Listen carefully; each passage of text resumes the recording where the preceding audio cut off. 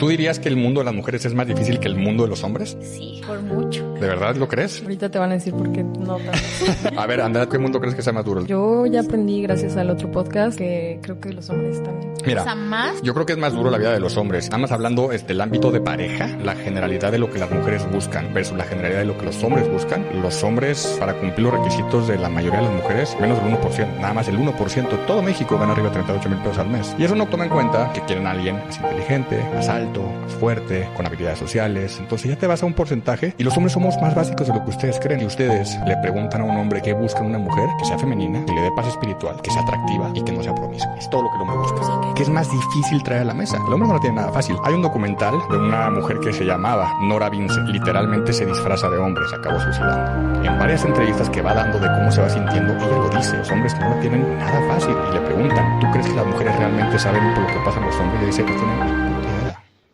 ¿Tú dirías